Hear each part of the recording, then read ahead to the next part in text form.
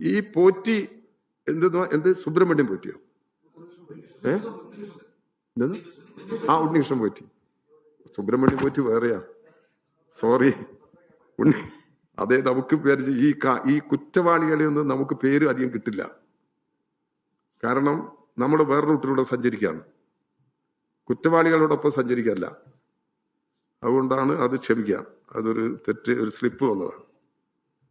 സുബ്രഹ്മണ്യം പോറ്റി ഒരു മഹാനായ ഒരാളാണ്.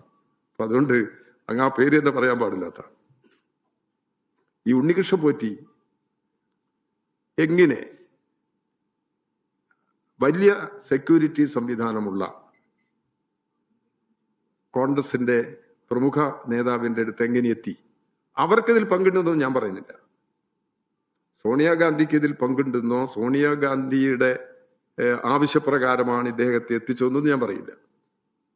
അങ്ങനെ പറയാനുള്ള ഒരു തെളിവോ അങ്ങനെ പറയാനുള്ള യാതൊരു നിലയും ഞങ്ങളെ സംബന്ധിച്ചിടത്തോളം ഇല്ല. പക്ഷേ ഈ കുറ്റവാളിയെ ഇങ്ങനെ തെറ്റ് ചെയ്തുകൊണ്ടിരിക്കുന്ന ആളുകളെ അവിടെ എത്തിച്ചല്ലോ.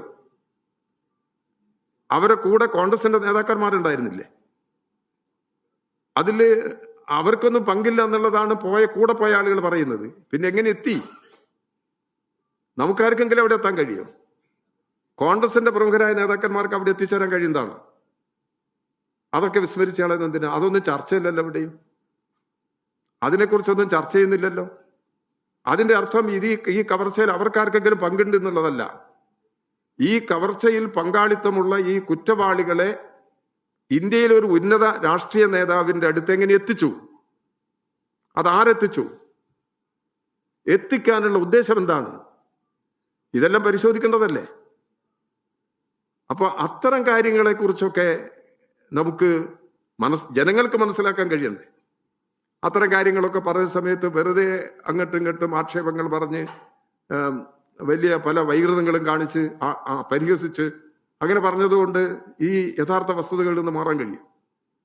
അപ്പൊ അതുപോലെയുള്ള പ്രശ്നങ്ങളൊക്കെ നിലനിൽക്കുന്നുണ്ട്. ആ പ്രശ്നങ്ങളെല്ലാം അതിന്റെ വസ്തുതകൾ എന്താണ് എന്നുള്ളതെല്ലാം പുറത്തു വരും എന്ന് തന്നെയാണ്. കുറച്ച് സമയം എടുക്കേണ്ടി വന്നു കഴിഞ്ഞാലും എല്ലാ കാര്യങ്ങളും പുറത്തു വരും എന്ന് തന്നെയാണ് ഞങ്ങൾ പ്രതീക്ഷിക്കുന്നത്.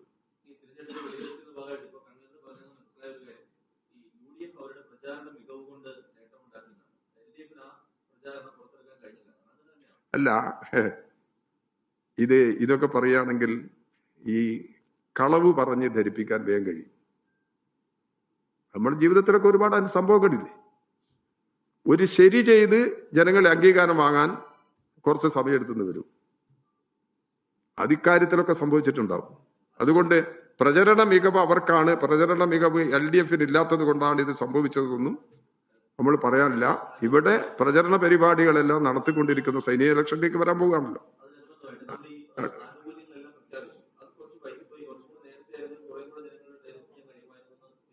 ഇല്ല, അതല്ല.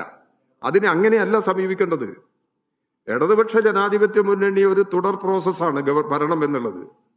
അത് ഓരോ ഘട്ടത്തിലും ഗവൺമെന്റിന്റെ സാമ്പത്തിക സ്ഥിതി കൂടി പരിഗണിച്ചുകൊണ്ട് ഓരോ ഘട്ടത്തിലും നിലപാടുകൾ എടുക്കുന്നുണ്ട്. ഇനി അത്തരം പ്രശ്നം പരിഹരിക്കാനല്ലേ? ഇനിയും പരിഹരിക്കപ്പെടാനുള്ള പ്രശ്നങ്ങളുണ്ട്.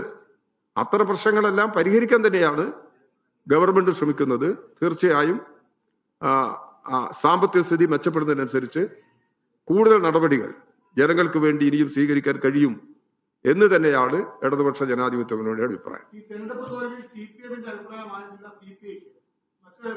അത് CPM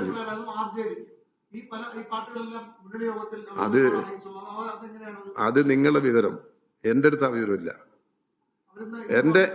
എൻ്റെ അടുത്തുള്ള വിവരം ഞാൻ ഈ പറഞ്ഞതൊക്കെയാണ്. ഇടതുപക്ഷ ജനാധിപത്യ മുന്നണിയുടെ സമിതിയിൽ ഒരു അഭിപ്രായ ഭിന്നതയും ഉണ്ടായിട്ടില്ല.